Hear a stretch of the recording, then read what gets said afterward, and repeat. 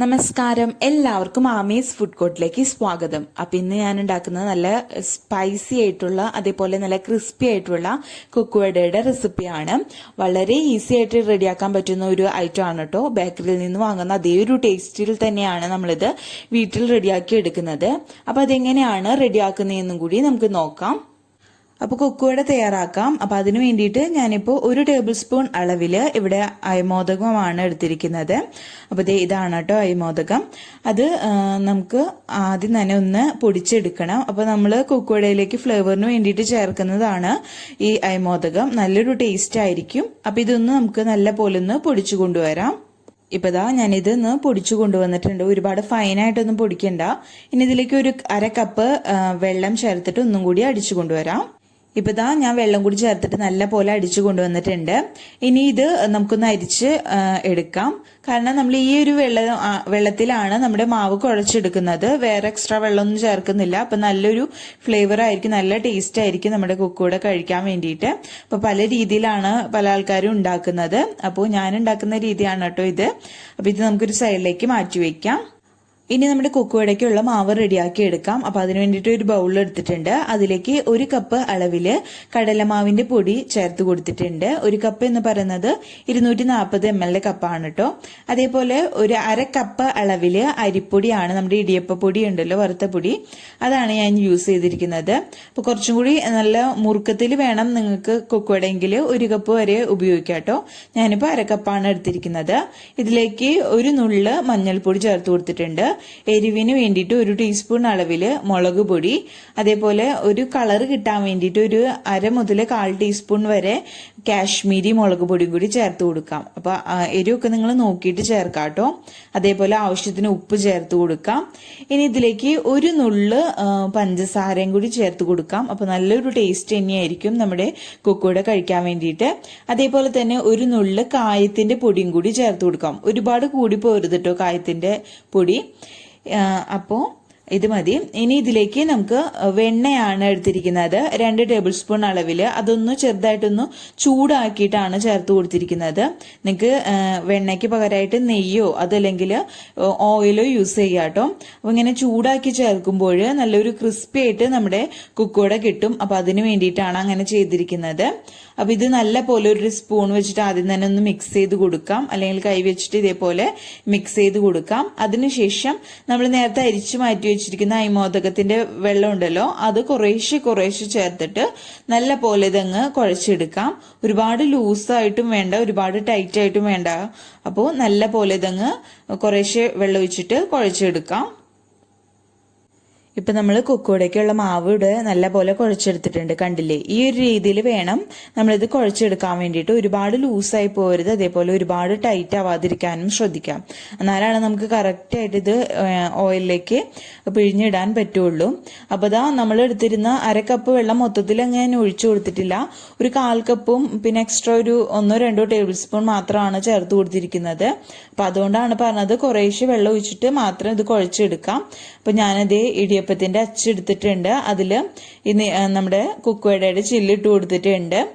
എന്നിട്ട് നമ്മൾ എടുത്തിരിക്കുന്ന മാവ് ഇതേപോലെ ഒന്ന് കുഴച്ചിട്ട് ഇതിലേക്ക് വെച്ചു കൊടുക്കാം. നമ്മൾ ഇടിയപ്പത്തിന് പിഴിഞ്ഞിടുന്ന പോലെ ഇത് ഡയറക്റ്റ് ആയിട്ട് നമ്മൾ ഓയിലേക്കാണ് ഇട്ട് കൊടുക്കുന്നതെന്ന് മാത്രം.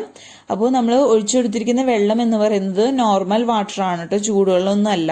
അതേപോലെ തന്നെ ഇത് നമ്മൾ റെസ്റ്റ് ചെയ്യാൻ വെക്കേണ്ട ആവശ്യമൊന്നുമില്ല. നമുക്ക് ഉടനടി തന്നെ നമ്മുടെ കുക്കുവട ഉണ്ടാക്കി എടുക്കാവുന്നതേ ഉള്ളൂ. അപ്പോൾ നമ്മുടെ മാവും അച്ചും എല്ലാനും ഒക്കെ റെഡി ആയിട്ടുണ്ട്. ഇനി ഓയിൽ ചൂടാക്കാൻ വെക്കാം. ചൂടായിട്ട് വരുമ്പോൾ നമുക്ക് കുക്കുവട റെഡിയാക്കാം. ഇപ്പോൾ നമ്മുടെ ഓയിൽ നല്ല പോലെ ഒന്ന് ചൂടായിട്ട് വന്നിട്ടുണ്ട്. അപ്പോൾ ഇതിലേക്ക് ഞാൻ ആദ്യം തന്നെ കുറച്ച് കറിവേപ്പില ഇട്ടിട്ട് ഒന്ന് ഫ്രൈ ചെയ്തെടുക്കുകയാണ് ചെയ്യുന്നത്. അപ്പോൾ ഓയിലിലേക്ക് നല്ല പോലെ കറിവേപ്പിലയുടെ സ്മെല്ലും ആ ഒരു ടേസ്റ്റും നമ്മുടെ കുക്കുവടയ്ക്ക് കിട്ടും. അപ്പോൾ അതിന് വേണ്ടിയിട്ടാണ് ഇങ്ങനെ ചെയ്തെടുക്കുന്നത്. അപ്പോൾ ആദ്യം തന്നെ നമ്മളിങ്ങനെ കുറച്ച് കറിവേപ്പില ഇട്ടിട്ട് ഫ്രൈ ചെയ്തെടുക്കുകയാണെങ്കിൽ നല്ലൊരു ടേസ്റ്റ് ആയിരിക്കും കുക്കുവട കഴിക്കാൻ വേണ്ടിയിട്ട്. അപ്പോൾ ഒരു മീഡിയം ഫ്ലെയിമിൽ വെച്ചിട്ട് നമ്മൾ ഓയിൽ ചൂടാക്കാൻ വെച്ചാൽ മതി കേട്ടോ. അതേപോലെ ഒരുപാട് ചൂടിൽ നമ്മുടെ കുക്കുവട ഫ്രൈ ചെയ്തെടുത്താൽ പെട്ടെന്ന് കരിഞ്ഞു പോവും, അതും ശ്രദ്ധിക്കാം. അപ്പോൾ നമ്മുടെ കറിവേപ്പില ഫ്രൈ ആയിട്ട് വന്നിട്ടുണ്ട്. ഇത് നമുക്ക് കോരി മാറ്റാം. ഇനി നമ്മുടെ കുക്കുവട നമുക്ക് റെഡിയാക്കാം. ഇനി നമുക്ക് ഇത് ലോ ഫ്ലെയിമിലേക്ക് മാറ്റാം. അതിനുശേഷം നമ്മുടെ കൊക്കുവട റെഡിയാക്കാൻ തുടങ്ങാം. അതല്ലെങ്കിൽ ഇടുന്ന വഴിക്ക് എണ്ണ നല്ല പോലെ ചൂടായിട്ടിരിക്കുകയാണെങ്കിൽ പെട്ടെന്ന് തന്നെ കരിഞ്ഞു പോവും. അപ്പോൾ കരിഞ്ഞ ചുക വരും. അപ്പോൾ അത്ര ടേസ്റ്റ് ഉണ്ടാവില്ല കഴിക്കാൻ വേണ്ടിയിട്ട്. അപ്പോൾ ഇത് ലോ ഫ്ലെയിമിൽ വെച്ചിട്ട് നമുക്ക് കൊക്കുവട റെഡിയാക്കി എടുക്കാം. ഞാനിപ്പോൾ ഒരു സൺഫ്ലവർ ഓയിലാണ് യൂസ് ചെയ്തിരിക്കുന്നത്. നിങ്ങൾക്ക് വേണമെങ്കിൽ വെളിച്ചെണ്ണയിലും ഇത് ഫ്രൈ ചെയ്തെടുക്കാവുന്നതേ ഉള്ളൂ. വെളിച്ചെണ്ണയിൽ എടുക്കുമ്പോൾ കുറച്ചും കൂടി ടേസ്റ്റ് കൂടുതലായിരിക്കും. അപ്പോൾ ഇനി ഇത് നല്ല പോലെ ക്രിസ്പി ആവുന്നത് വരയ്ക്കും നമുക്കിത് തിരിച്ചു മറിച്ചിട്ടിട്ട് ഫ്രൈ ചെയ്തെടുക്കാം. ഇപ്പൊ ഇതാ ഇടുമ്പോൾ തന്നെ കാണാം നല്ല പോലെ കുമിള വന്നിരിക്കുന്നത്. അപ്പൊ ഇത് നല്ല പോലെ ഫ്രൈ ആയിട്ട് വരുമ്പോൾ ഇതിന്റെ കുമിളകളൊക്കെ കുറഞ്ഞു വരും. ആ ഒരു സ്റ്റേജിൽ നമുക്ക് ഇതങ്ങ് കോരിയെടുക്കാം കേട്ടോ. അപ്പൊ ഇത് തിരിച്ചു മറിച്ച് നല്ല പോലെ ഇതങ്ങ് ഫ്രൈ ചെയ്തെടുക്കാം. അപ്പോൾ ഓരോ ബാച്ചായിട്ടാണ് ഞാനിപ്പോൾ ഫ്രൈ ചെയ്തെടുക്കുന്നത്. അങ്ങനെയാണെങ്കിൽ നിങ്ങൾക്ക് പെട്ടെന്ന് റെഡിയാക്കി എടുക്കാൻ പറ്റും. കണ്ടില്ലേ, അപ്പൊ ഇതൊന്നും ഒടിഞ്ഞു പോയിട്ടുണ്ട്. അപ്പൊ ഇതൊന്നും പ്രശ്നമല്ല. നമ്മളിതൊന്ന് കൈവച്ചിട്ടൊന്ന് ഒടിച്ചെടുക്കാനുള്ളതാണ് കേട്ടോ. അപ്പൊ ഇത് നല്ല പോലെ ഇതൊന്ന് ക്രിസ്പി ആയിട്ട് വരട്ടെ.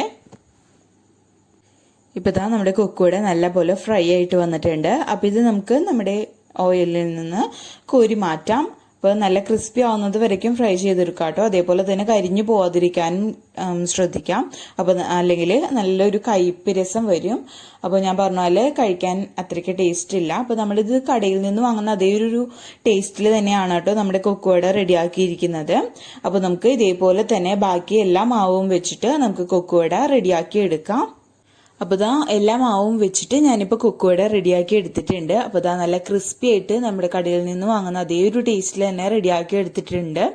അപ്പോൾ ഇതിന്റെ മുകളിലേക്ക് ഞാനിപ്പോൾ കുറച്ച് മുളക് പൊടിയും കൂടി തൂക്കി കൊടുക്കുന്നുണ്ട്. നിർബന്ധമില്ല കേട്ടോ, കുറച്ചും കൂടി സ്പൈസി ആയിട്ട് ഇരിക്കാൻ വേണ്ടിയിട്ടാണ് ഞാൻ ചേർത്ത് കൊടുക്കുന്നത്. അതേപോലെ കുറച്ച് ഉപ്പും കൂടി, ഒരുപാടൊന്നും വേണ്ട, നിങ്ങൾ നോക്കിയിട്ട് ചേർത്ത് കൊടുത്താൽ മതി കേട്ടോ. എന്നിട്ട് ഇതേപോലെ ഒന്ന് നല്ല പോലെ ഒന്ന് മിക്സ് ചെയ്ത് കൊടുക്കാം. അപ്പം ഇങ്ങനെ ചേർക്കണമെന്ന് നിർബന്ധമില്ല. ചെറിയൊരു കളറും നമ്മളിങ്ങനെ ചെയ്യുമ്പോൾ നമുക്ക് കിട്ടുകയും ചെയ്യും കേട്ടോ.